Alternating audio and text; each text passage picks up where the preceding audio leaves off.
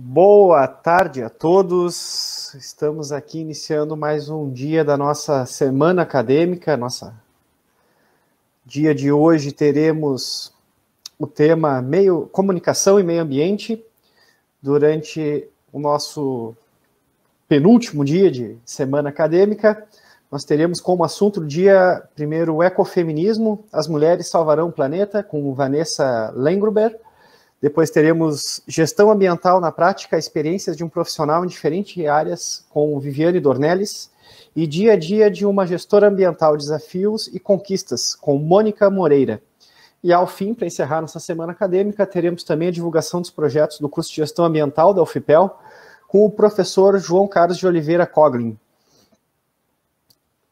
Aproveitar também hoje, nosso início da semana acadêmica, para informar os nossos ouvintes, pessoal que está nos acompanhando, que a partir de hoje, daqui a pouco, na verdade, e ainda dá tempo para o pessoal se inscrever, começa a 11ª edição do Filma Ambiente, que será aberta hoje às 11 horas da manhã, abriu já no período da manhã, com a palestra Perdas e Luto, Desafio da Pandemia, de Mariana Clark, psicóloga especialista em luto e acolhimento.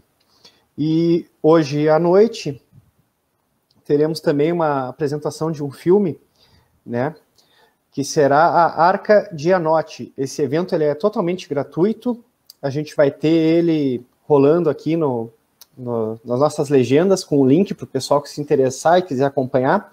Dá tempo ainda de se inscrever e dá tempo ainda de acompanhar esse evento, tá certo, gente? E começando a nossa semana acadêmica, já vou chamar aqui a primeira palestrante do dia, colocá-la aqui na tela para fazer a apresentação. Nossa primeira palestrante do dia é a Vanessa de Vasconcelos Lengruber, França, promotora de justiça do Ministério Público do Rio Grande do Sul. Vanessa é mineira e já passou por outros e muitos e bons lugares. Escritora, advogada, professora e autora do livro Ecofeminismo, Mulheres, Direito, Ecologia. É moderadora do Instagram, @ecofeminismo.vanessa.lengruber, e o título da palestra que ela vai estar fazendo aqui para a gente hoje é Ecofeminismo, as mulheres salvarão o planeta. Vanessa, seja muito bem-vinda à nossa semana acadêmica, é um prazer te ter aqui conosco. Oi, gente. Eu não sei se eu ouvi direitinho na apresentação, Igor, mas eu não sou promotora de justiça no estado do... Eu não sei por quê. Não é? Não. Ah, então foi uma falha nossa aqui na biografia. Eu estou vendo o futuro. Estou prevendo eu já participei de um evento para promotores de justiça para eu poder falar sobre ecofeminismo. Sim. Mas eu não sou promotora de justiça. Às vezes, quando estava todo mundo lá misturado, né? Não sei de onde vocês me acharam nessa internet. Mas o resto é isso mesmo. Eu também sou da área do direito. E, certo. Enfim, trabalho em outras coisas também. Vou colocar a tua apresentação na tela, se tu quiser compartilhar aqui, já está compartilhada. E eu vou sair da tela, no final eu retorno para a gente conversar mais um pouco e eu te passar umas perguntas, tá, Vanessa? Tem uma boa palestra, estamos ansiosos por ela. Eu também. Oi, gente. Como vocês já sabem, né, meu nome é Vanessa, e eu estou aqui para falar um pouquinho do ecofeminismo, né, o que é esse tema. E ecofeminismo é um nome que todo mundo aqui já ouviu antes, né? Que já sabe o que é, ainda que esse nome possa parecer um pouco diferente. Né? Falar de Pachamama, Gaia, Mãe Terra, Onilé, todo mundo já ouviu esses termos. E o ecofeminismo também trabalha a associação do feminino com a natureza, mas vai problematizar um pouco além, abordando aspectos práticos no cotidiano e em políticas públicas.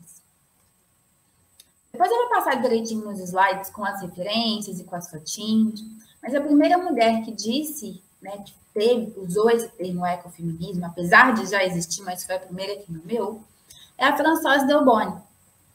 E ela dizia assim, que todo movimento ambiental ia desaguar no movimento feminista, e que todo movimento feminista ia precisar de pensar nas questões ambientais. E por que ela dizia isso, né? Porque várias mulheres ainda dizem isso. e corroboram essa associação. Assim como uma moeda tem duas faces, essa resposta para essa questão também vai ter dois lados. De um lado, as mulheres foram socialmente levadas a ficar nesse trabalho de cuidado não remunerado, tanto da casa, do ambiente doméstico, quanto do planeta enquanto casa comum. Ter o cuidado com a alimentação, com aquilo que se tem tanto à mesa, mas também como se produz. E de um outro lado, por estarem em situação de vulnerabilidade, quando acontece algum problema ambiental, as mulheres vão sofrer primeiro ou mais severamente. Aqui a gente pode ter vários exemplos disso na vida real, né? De como as mulheres em situação de vulnerabilidade vão sofrer ou vão sentir primeiro os impactos de problemas ambientais. Eu podia falar do ciclone em Vanuatu, eu podia falar das mudanças climáticas, dos relatórios disso com dados de enchente, quando mulheres ficam desabrigadas, e podia falar do grande problema ambiental que a gente está vivendo, né, que é a pandemia, que o número de casos de violência doméstica aumentou muito, e a resposta a isso também tem aumentado. Bem, isso é só para dar uma introduçãozinha assim, no que é o ecofeminismo, do que a gente vai falar aqui hoje, porque tem vários aspectos dessa questão. A gente pode falar dessa dupla face, do trabalho de cuidado não remunerado, a gente pode falar dos problemas ambientais, e a gente também pode falar como, por exemplo, as mulheres, de acordo com a ONU, no relatório de 2014, são responsáveis por 80% da produção de alimentos orgânicos em países subdesenvolvidos. Mas nem 13% delas são proprietárias da terra. A gente ainda vê um grande descompasso entre o acesso a direitos e aquilo que as mulheres realmente estão fazendo, e o trabalho que mulheres realmente fazem, o que é completamente invisibilizado ou, por algum motivo, não quer ser visto, né, pelas pessoas ou pela sociedade majoritária em geral. E existem vários e vários problemas assim, ambientais que eu podia relacionar aqui. Daqui a pouco a gente volta a eles, mas só para eu poder começar já a apresentação e começar a nossa conversa, que realmente eu não pretendo me alongar muito, mas nesses slides e nessa fala inicial, porque eu acho que o mais importante é a gente conversar mesmo e saber o que vocês estão querendo saber e aquilo que eu possa responder, ou que eu possa tentar, de alguma forma, indicar caminhos possíveis para a gente buscar as respostas. Essa sou eu. Esse é um livro que eu escrevi, que chama Guia Ecofeminista, Mulheres, Direito e Ecologia. E é aquilo mesmo que a gente falou, né? Que o ecofeminismo, todo mundo aqui já ouviu falar sobre isso. Todo mundo já tem essa associação de como mulheres e natureza é um instituto a ser pensado. E o ecofeminismo vai trazer um nome para isso, né? E o que o ecofeminismo vai indicar, afinal de contas, né? Que as causas dos maus tratos às mulheres e ao meio ambiente surgem do mesmo lugar, ou seja, uma cultura patriarcal que é assentada em valores universalistas de dominação, exploração, guerra e conquista. Uma imagem deturpada que a gente tem de um homem viril, né, ou do que seria uma universalização desse masculino, leva a gente a imaginar, no primeiro momento, uma pessoa que domina e impõe. E o que o ecofeminismo vem dizer que essa ideia que a gente tem de aquilo que é bom, aquilo que é necessário, é a conquista, é a dominação, tem que ser revista. E que isso está acontecendo, que isso acontece não só relativo aos territórios, sabe? Uma conquista territorial, mas também uma conquista forçada dos corpos das mulheres, com a mesma lógica, né? A mesma lógica de entendimento. E mais do que isso um pouco, o ecofeminismo ele vai herdar uma grande discussão, que é o que é cultura, o que é natureza, e como distinguir uma da outra, né? Ou será que tem como distinguir uma da outra? E justamente nessa ideia de que existe uma cultura apartada da natureza, majoritariamente, a gente vai ter que esse produtor de cultura civilizado, que vai assentar aquilo que a gente entende como cultural e produzido pelo homem, vai ser efetivamente o homem, eurocentrado na maioria das vezes, e que em contraposição a essa civilização cultural toda, a gente vai ter o não civilizado, ou a natureza, ou tudo aquilo que vai se dissociar desse ideal hegemônico patriarcal. Então, aqui a gente vai ter as mulheres, que são vistas muito mais como uma animalização dos seus próprios corpos, ou como uma feminilização da natureza, né? De tanto associar uma coisa a outra. E, bem, essa daqui é só uma pintura que eu gosto, da Jana Brick, e aí eu coloco assim no meio. O ecofeminismo é uma epistemologia, né? É uma forma de pensar e de entender o mundo e de enxergar as relações. Existem vários outros nomes, talvez, para chegar na mesma coisa, mas eu uso o ecofeminismo. E várias outras mulheres também, várias outras pessoas também. E o ecofeminismo também é um tipo de ecologia. Talvez você saiba muito mais, né, sobre ecologia aqui nesse momento do que com outros públicos com quem eu já conversei. Mas ecologia é isso, né? É pensar os seres vivos na natureza. Teoricamente, a gente vai dizer, né, que o Ernest Haeckel foi a primeira pessoa que falou sobre ecologia. Mas essa relação e esse estudo da casa, da natureza, já existia antes de alguém nomear. E é mais ou menos o que acontece com o ecofeminismo.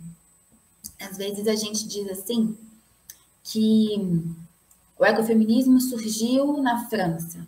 Mas foi a primeira vez que ele foi nomeado. Antes disso, já existiam várias práticas, né?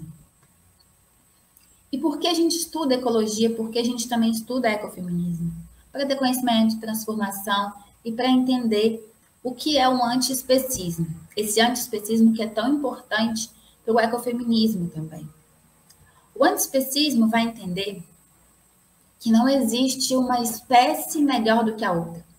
Existem espécies diferentes, obviamente, existem realidades diferentes no mundo, mas que nós também estamos inseridos nesse meio e que não existe uma cultura humana que é apartada da natureza.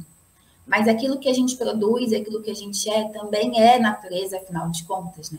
Nós também estamos inseridos nesse meio e nesse estudo. Não é como se existisse espécie humana fora, né? Ou superior a qualquer uma das outras. Aqui eu trouxe um pouquinho assim dos estudos de ecologia, mas eu vou passar sobre isso, porque eu acho que vai ser mais interessante a gente focar no ecofeminismo e abrir mais rápido para a pergunta do que eu me delongar sobre ecologia, né? Mas é basicamente, vai ser um estudo que vai compreender assim, a organizaçãozinha das coisas, né? De um organismo se passa para a população, para a comunidade, ecossistema e biosfera, e vai ver como essas espécies se interagem. Isso aqui é muito importante, às vezes, de falar, né? Como essas espécies vão interagir nas relações ecológicas, na cadeia alimentar, com a transferência de energia, nos níveis tróficos entre si, porque nem sempre a gente se enxerga nessas relações, né? Às vezes, como a gente é produtor de cultura, a gente se considera muito civilizado, a gente não vai se enxergar nessa cadeia de níveis tróficos, de relações ecológicas e também como natureza. E se enxergar como natureza é muito importante para explicar o ecofeminismo efetivamente. Existem várias formas de enxergar ou de ver que existe uma cultura e que existe uma natureza. Existe a possibilidade, que a maioria das vezes a gente faz, né, de colocar o homem, né, o ser humano no centro como o principal, ou de enxergar, e aqui vai ter uma diferençazinha entre ecocentrismo e biocentrismo, né, em que todas as espécies de vida, ou as espécies sem vida também, né, tipo, as várias relações, as rochas, os rios, também estão todos ali, no centro dessa natureza, em que não existe de forma alguma pensar numa organização que seja melhor do que a outra, uma espécie que seja melhor do que a outra. E a partir disso, vão existir algumas teorias, assim, né? Preservacionistas de restringir e conservacionista de conciliar a nossa existência com as outras. O que o ecofeminismo propõe é que a gente não necessariamente restringe a nossa atuação, que algumas vezes pode ser necessário, mas que a gente aprenda a conciliar a nossa vivência e enxergar que a gente não está no centro de tudo, né? Enquanto espécie humana. E, claro, né, que aqui eu vou defender o ecofeminismo no final de contas, mas várias outras formas de ecologia, de enxergar o mundo, já disseram isso antes, já disseram isso ao mesmo tempo, né? Com a ecologia profunda, esse antropocentrismo vai ser criticado. Com a hipótese de Gaia, da era do antropoceno, isso tudo também vai ser criticado. E a partir dessas várias abordagens, que o ecofeminismo também bebe delas, também vai fazer o uso delas, a gente vai começar a fazer algumas compreensões, assim, a gente vai começar a talvez ligar alguns pontos, né? Porque a área do antropoceno não é um super consenso científico, né? Mas é uma hipótese pela qual a ação humana, tão desenfreada de se entender enquanto fora do meio ambiente, degrada, polui, extingue espécies. E que isso está acontecendo por causa da ação humana que precisa ser revista, que está ocasionando as mudanças climáticas. Então, a gente precisa dar uma resposta para isso, né? E a resposta para essa era do antropoceno talvez resida nessa hipótese de Gaia. A hipótese de Gaia, em termos bem gerais, né, ela foi cunhada por pesquisadores, também biólogos, e a hipótese de Gaia vai dizer assim que a gente tem que enxergar o planeta como um todo que se retroalimenta, sabe? Em linhas bem gerais e tentando fazer um resumo. E que esse planeta vai buscar a homeostase. Tanto faz a espécie que estiver contribuindo para essa homeostase ou não. Que o planeta Terra vai buscar esse equilíbrio, vai buscar a sua própria sobrevivência. Então, se a gente está degradando o planeta e se o próprio planeta, quando tem uma degradação, ele dá uma resposta em vírus, ele dá uma resposta de alguma forma quando é maltratado, a gente precisa entender, então, como não maltratar tanto assim esse planeta. E a partir daí, a filosofia ambiental feminista vai trabalhar algumas associações. De forma geral, assim, né, vai revisitar algumas outras filosofias, algumas outras ecologias também existentes. E vão, assim, aqui eu coloquei para vocês nesse slide, e depois às vezes fica de referência, né? Quais são as práticas mais comuns de uma ética animal feminista, ou de uma ética feminista para o meio ambiente, que vai revisitar aquilo que já existe. Existe também a possibilidade de se expandir a moralidade que a gente já entende, né? Uma moralidade não só entre os seres humanos, mas expandir para outras relações, na inclusão de solos, águas, plantas e outros não animais dentro da comunidade moral. E, bem, existem várias, né, dessas ecologias e a possibilidade de se entender, mas por que eu hoje vou aqui falar do ecofeminismo, que eu fico tanto dizendo que eu vou falar e não comecei ainda, né? Por que eu digo que eu me defendo e me entendo como ecofeminista e não como uma ecologia de qualquer uma forma revisitada ou expandida, ou na ecologia radical ou profunda? Porque, na maioria das vezes, essas outras formas de ecologia ou de enxergar o ser humano também como parte da natureza e o ser humano não como uma espécie superior, vai fazer uma narrativa de um eu indistinguível, ou de um eu expandido, de um eu transcendente, de um eu que é uno. E para o ecofeminismo e para as relações que a gente tem hoje em dia, é necessário que a gente lance um olhar não sobre os seres humanos como uma amálgama indivisível, mas que também reconheça as peculiaridades dessas relações humanas.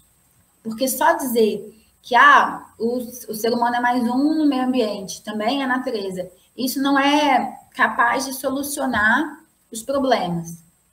Porque o que o ecofeminismo entende é que a degradação ambiental é reflexo de uma cultura patriarcal, que segrega cultura e natureza e vai privilegiar a competitividade e a compulsoriedade da força.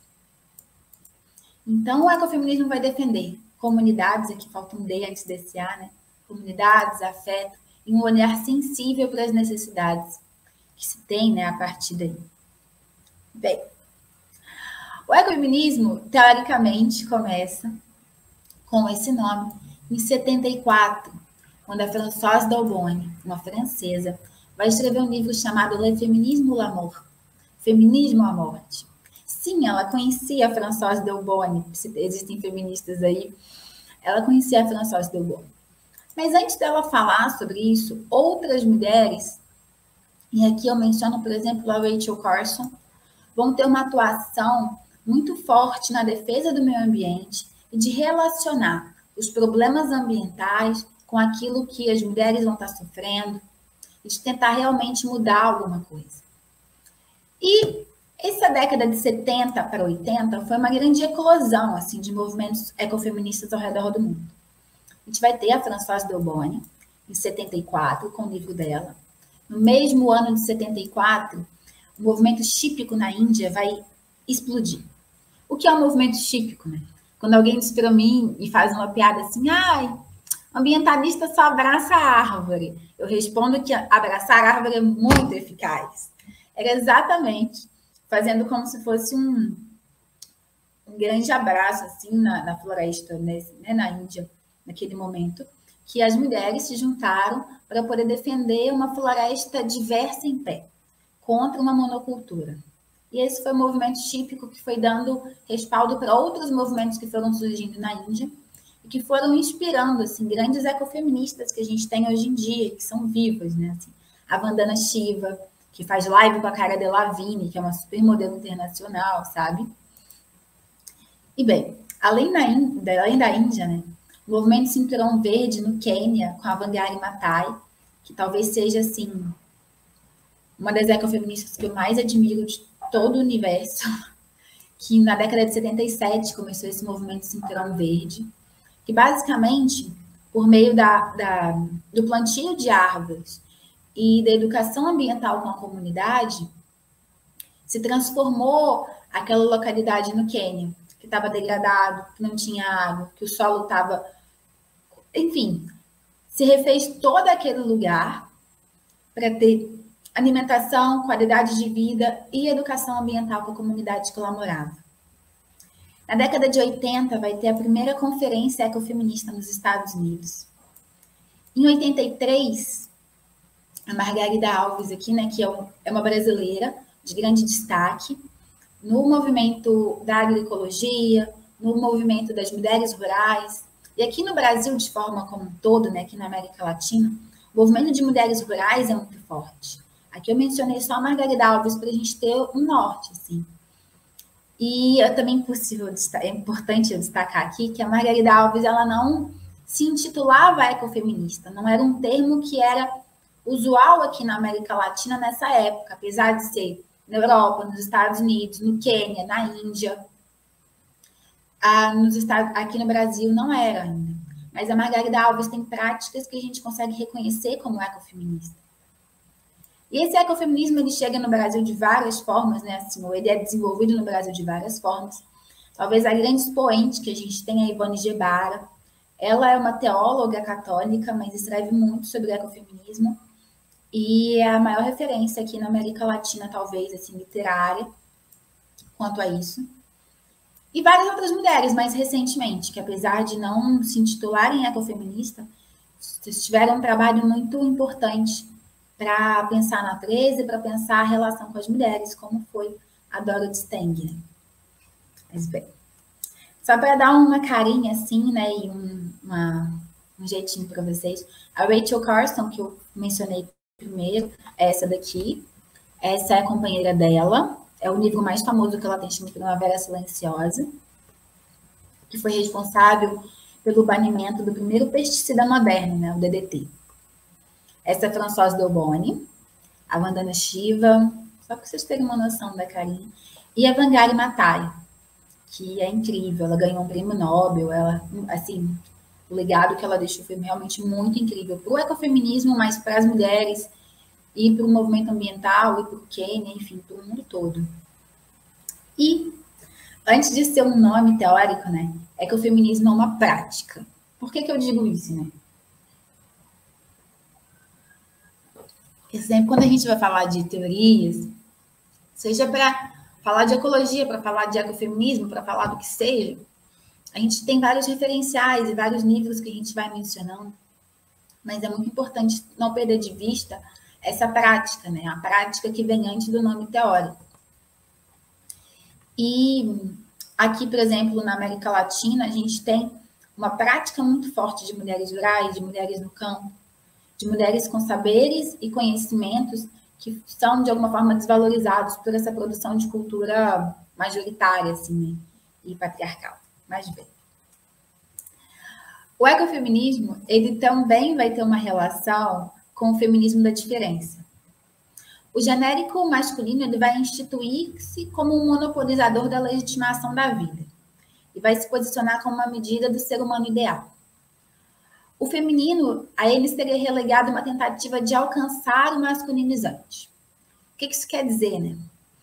O feminismo da diferença, no qual o ecofeminismo também bebe e tem suas bases ali, não basta a gente falar em igualdade, sabe? Em dizer que as mulheres querem ter as mesmas coisas que os homens. Não é isso.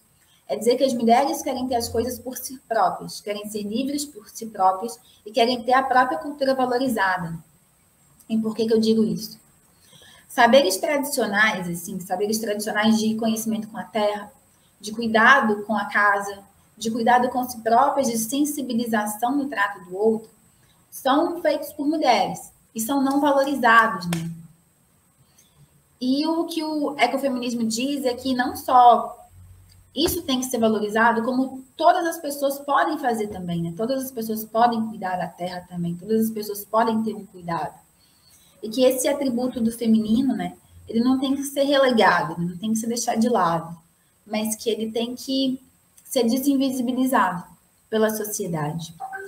E aqui é muito importante só mencionar umas pautas que a gente tem tentado, que a gente tem conseguido. A própria dignidade menstrual, né? 23% das meninas, segundo a ONG Tracta Brasil, não vão para a escola porque estão menstruadas e não conseguem comprar absorvente. Fora das pessoas, né? Das mulheres presas que às vezes têm que usar miolo de pão porque não tem absorvente. Então, isso também é pensar o ecofeminismo. Isso também é um reflexo prático do feminismo da diferença. É pensar que existem corpos distintos e existem necessidades distintas.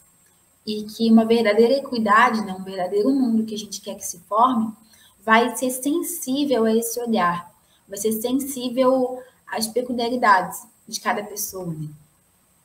Bem, e o ecofeminismo, além de estar ligado com esse movimento feminista, também vai estar ligado muito ao movimento ambiental. Essa fase holística que chama, né, do movimento ambiental, eu uso esse nome porque é um nome usual, assim.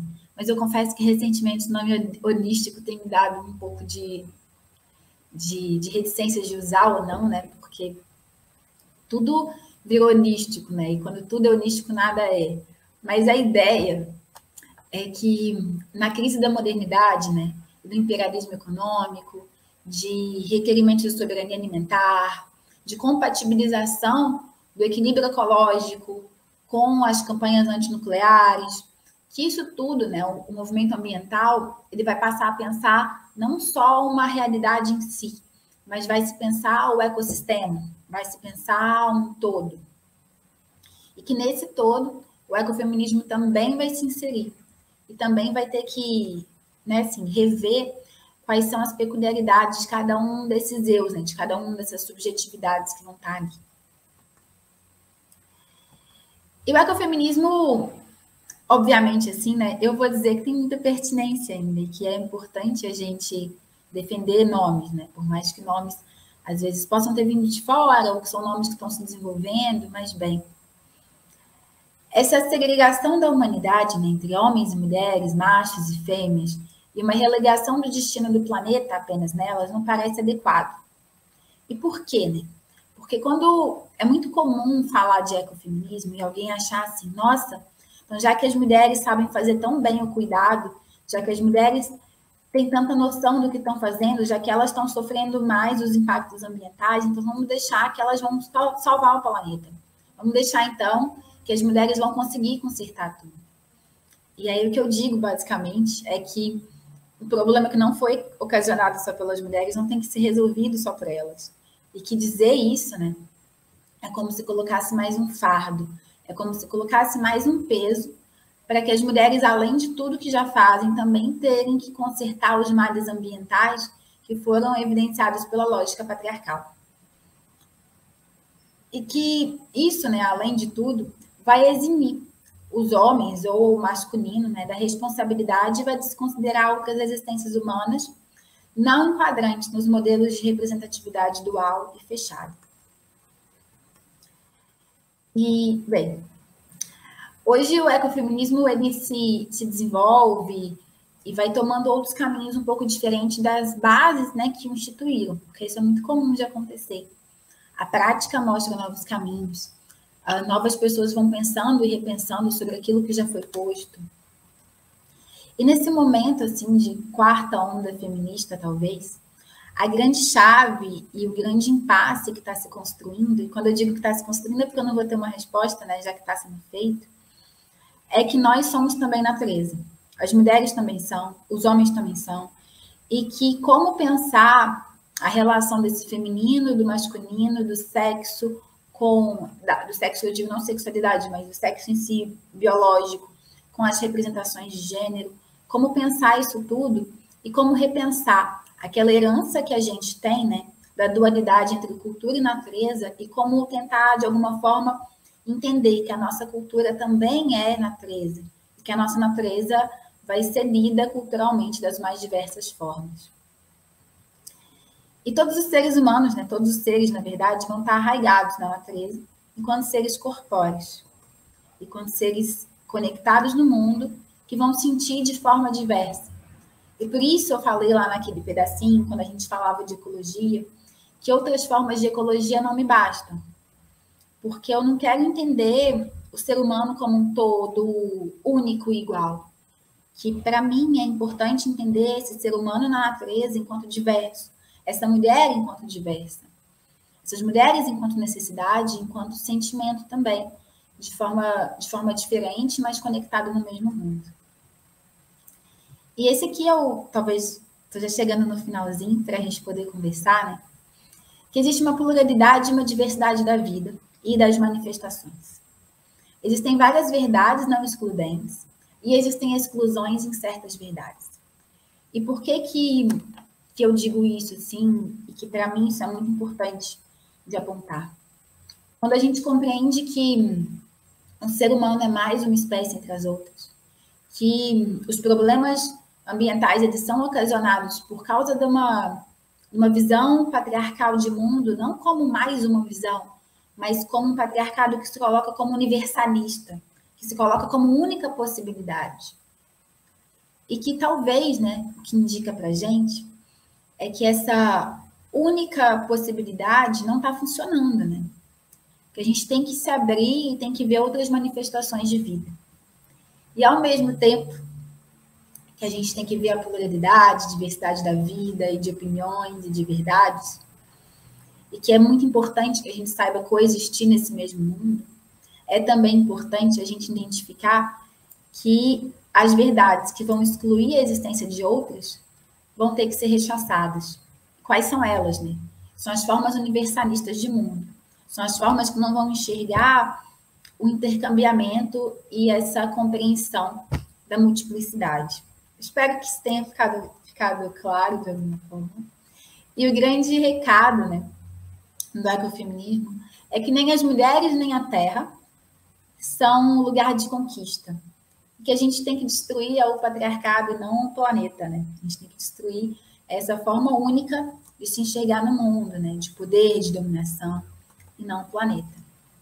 Muito obrigada para todo mundo que está aqui. Muito obrigada pela presença de cada um de vocês. E... Igor, foi isso. Espero que tenha incitado pontinhos na cabeça de vocês. Com certeza, foi muito bom, né? Não tenho dúvida nenhuma. Quem quiser, pessoal que está acompanhando aí com a gente, que está assistindo ao vivo ou que vai ver depois na nossa página da Semana Acadêmica do YouTube, pode acompanhar, né, Vanessa, também pelas tuas redes sociais, tá? O teu @, aí na tua descrição, no teu nome. A gente vai botar também aqui na tela para o pessoal seguir depois. Tem mais, eu dei uma olhada já no teu perfil, tem bastante coisa, né, bem interessante, bem legal no teu perfil sobre esse assunto e sobre coisas que nos fazem refletir, né? Como tu disse, às vezes parece que tentam colocar a sociedade tenta colocar um peso em cima de alguém que não criou um problema sozinho, mas como se tivesse que ter todas as soluções para tudo, né? Que é o caso assim que a gente tem muitas vezes das mulheres. A gente teve uma palestra aqui com o Alex terça-feira sobre lixo e tal, e ele comentou que a importância dos catadores e que a grande maioria dos catadores são, na verdade, catadoras, né? São mulheres que trabalham com essa forma de auxiliar a manter o nosso planeta ter uma boa gestão assim dos nossos recursos, sejam eles qual forem. E aqui a gente tem, a Bárbara já colocou o link, ó. Esse link é para o Instagram, para o pessoal seguir também e dar uma olhadinha no trabalho. Pode me mandar mensagem também, depois, quem estiver assistindo depois. Às vezes eu demoro para responder, mas não é má vontade não, tá, gente? É porque às vezes é muita coisa. Mas pode mandar mensagem lá, que a gente conversa. Tem o Clube do Livro, para quem quiser ler e comentar com outras pessoas também, pode mandar mensagem. Agora a gente está no meio de um ciclo, né? Mas depois vai abrir vaga de novo. E quem quiser mandar e-mail também, eu acho que meu e-mail, não sei se tá lá, mas pode me mandar também, tá tudo certo, tá? Perfeito, não, com certeza, o pessoal vai entrar em contato, porque é um conteúdo muito interessante, muito atual também, né? Nunca deixa de ser atual. Se a gente for pegar ali, tu comentou o livro da Rachel Carlson, o Primavera Silenciosa, é algo que a gente estuda hoje amplamente, assim, quando vai debater, desde o começo da faculdade, nos acompanha esse livro, né? Que é uma leitura praticamente obrigatória para todo mundo que faz gestão ambiental, conhecer a obra dela, saber quem foi ela e como ela conseguiu num período que as mulheres eram tão, vamos dizer assim, consideradas não iguais aos homens. Ela conseguiu se destacar e fazer uma obra que é relevante e extremamente importante até hoje, né, Vanessa? E é incrível, né? O mar que nos cerca dela também. Eu amo. A gente leu no clube de leitura esses dias assim. Nossa, foi tão bom. Eu acho ela incrível, nossa. Sim, não, é demais. Aqui a gente tem também algumas perguntas aqui que estão mandando no nosso chat. Vamos ver. Pergunta da Thaís. Vejo que muitas vezes as falas das mulheres são abafadas nos espaços de controle social, como audiências públicas. Como lidar com estas situações? Oi, Thaís. Ótima sua pergunta. A gente... Não existe assim, o mundo que a gente vive é dado, né? E a gente tenta mudar isso aos poucos. Eu não sei exatamente em quais audiências públicas que você está falando, né? Mas, no caso, quando vai ter licenciamento ambiental, que a comunidade vai ser ouvida, várias dessas audiências, elas não são vinculativas, né? São espaços só de oitiva para aquele empreendimento, antes do empreendimento ter segmento. E muitas das vezes, né, realmente, as mulheres não são ouvidas, ou têm o seu conhecimento menosprezado porque são mulheres. Não só em audiências públicas, né, mas em qualquer outro setor da vida. O que eu tenho, assim, talvez de indicativo de como lidar com isso, duas coisas, né, assim. Antes de tudo, é observar, às vezes, mulheres que conseguem, que fazem, o que elas estão fazendo, sabe? Como que elas estão atuando. Eu sou da região da Bacia do Rio Doce, né? Teve aquela questão com a mineração, o rompimento da barragem. Então, várias mulheres tomaram frente desse movimento. E tem indenização que está saindo por causa dessas mulheres. Então, às vezes, eu observo assim, o que elas estão fazendo, por que elas estão conseguindo ser ouvidas. E aí tem aquela questão, né, de ser assertiva, de você tem que, às vezes, ir muito mais preparada do que um homem iria. Às vezes um homem se prepararia por X tempo, você vai ter que se preparar por 3 tempos. Mas você vai se preparar e você vai dar um show. E às vezes, dependendo do ambiente, a gente fica ligeiramente, não debochada, né? Mas a gente fica ligeiramente fazendo brincadeira, assim. Quando não me levam muito a sério, ou fazem uma piada que foi de mau gosto, sabe? Às vezes eu tô falando um assunto super sério, aí alguém vem fazer um comentário sobre minha aparência. Ou vem querer, faz uma piadinha super sem graça. Aí sabe o que eu faço?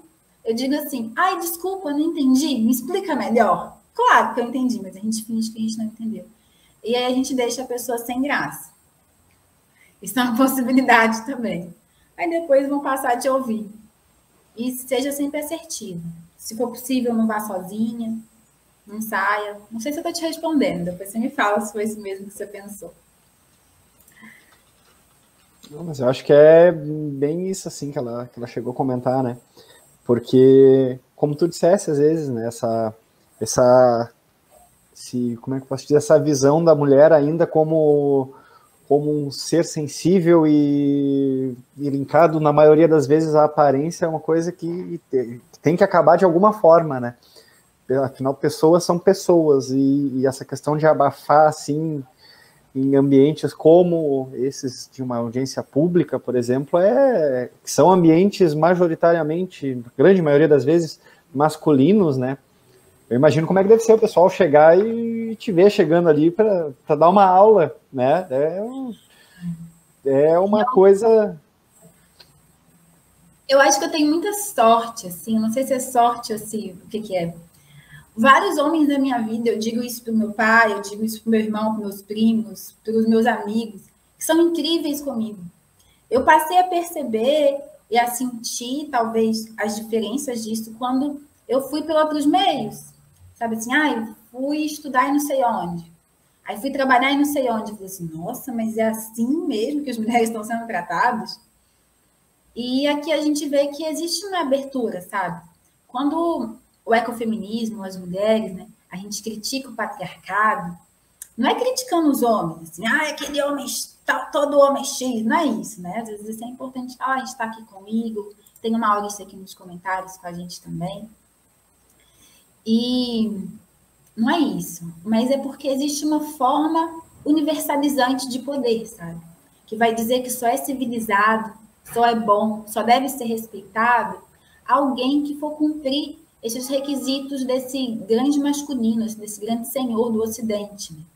Isso não é bom para ninguém. Isso não tem sido bom nem para a gente, enquanto ser humano, nem para a natureza. Essa lógica de dominar e explorar. Então, a gente está aqui para repensar nossas formas de vida, para ter uma vida melhor e mais plena, né, intergeracional, para as próximas gerações e para nós. E que a gente tem que fazer isso junto. Né? A gente não consegue fazer isso. Brigar, às vezes, é necessário, né? Mas a gente não consegue fazer, talvez, tão bem se a gente só brigar. A gente tem que conversar e sentar e ouvir.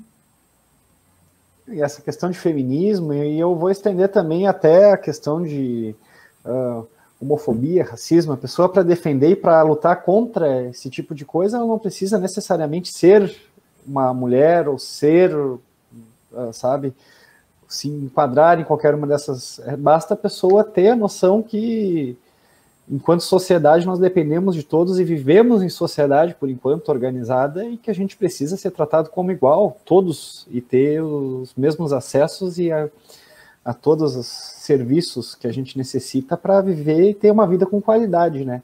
E a questão das mulheres é exatamente isso, né?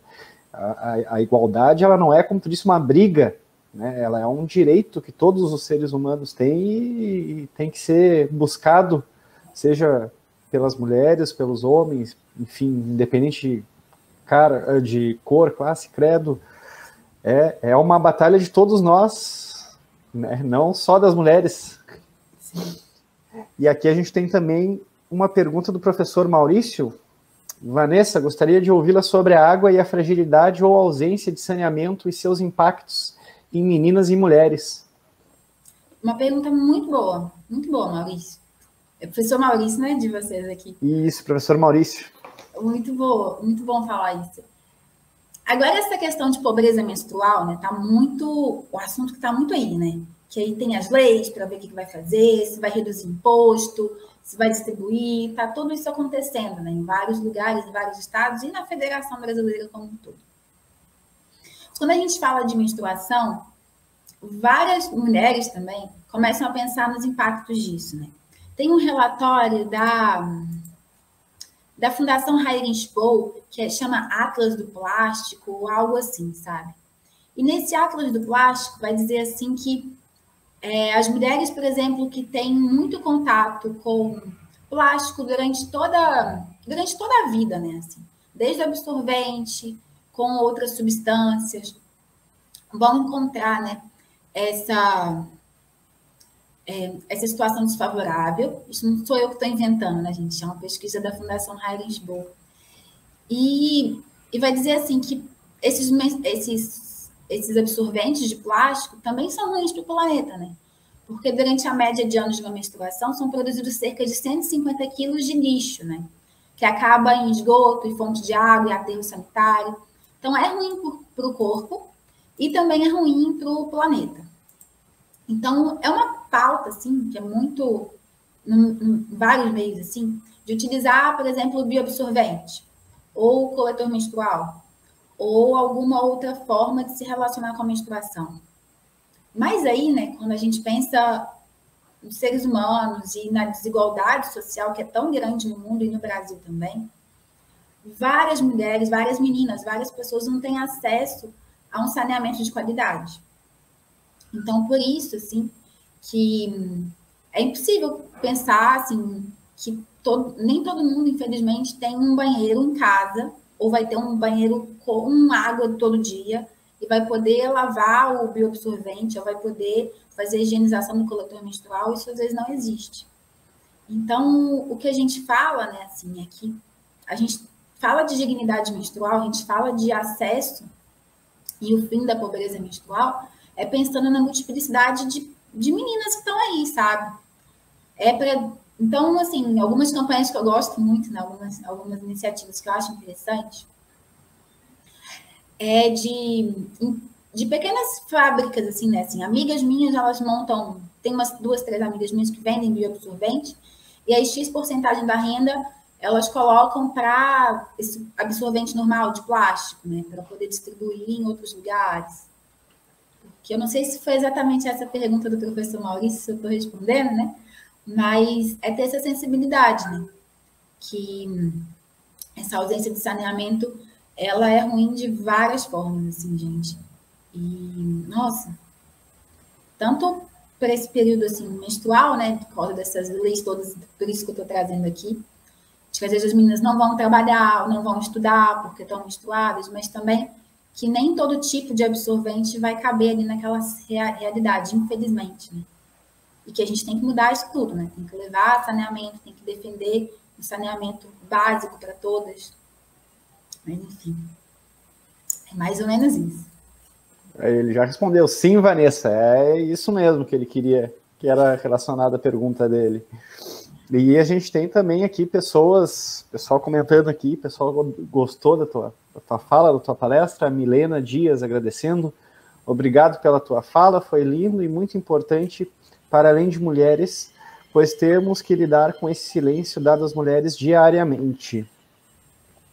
E a Bárbara também contribuindo, temos também a Greta Thunberg, que é uma ativista tão jovem e acredito que tem muito ainda para contribuir para a voz feminina e para o meio ambiente. Eu agradeço muito, assim, a Bárbara pelo comentário dela, a Thaís, a Milena, né? Todos, a Iris, que acabou de chegar, o Igor, todo mundo que está aqui. E eu vou aproveitar também, o Celso falou que...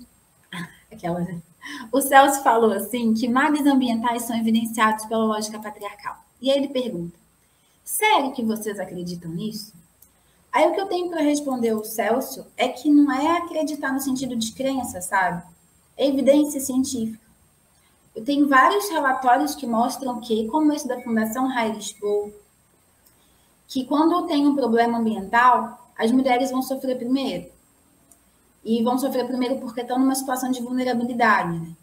Eu podia falar lá de Vanuatu, podia falar de várias enchentes no mundo, podia falar da pandemia. E aí, né, o que acontece? É meio que aquela lógica, assim, né? Eu não estou criticando aqui os homens, sabe? Não é uma crítica, é o fulano X que faz isso. Não é isso que eu estou dizendo. Porque existe, sim, uma forma de cultura majoritária que vai diferenciar entre quem é civilizado e quem não é. E aquele entendido como civilizado é aquele que vai reproduzir a lógica de dominação, de exploração e de conquista. E eu não estou aqui inventando isso, assim, não é uma crença. Se fosse crença de alguém também, né, as pessoas podem acreditar no que elas quiserem. Mas eu não estou aqui falando de crença.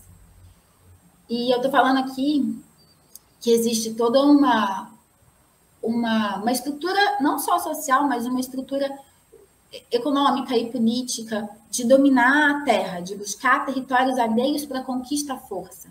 E que essa mesma lógica de dominar e fertilizar o território à força é a lógica que se tem sobre os corpos das mulheres. E é uma lógica que não é de todo mundo, não. É essa lógica universal de dominação, que a gente associa às estruturas patriarcais de poder.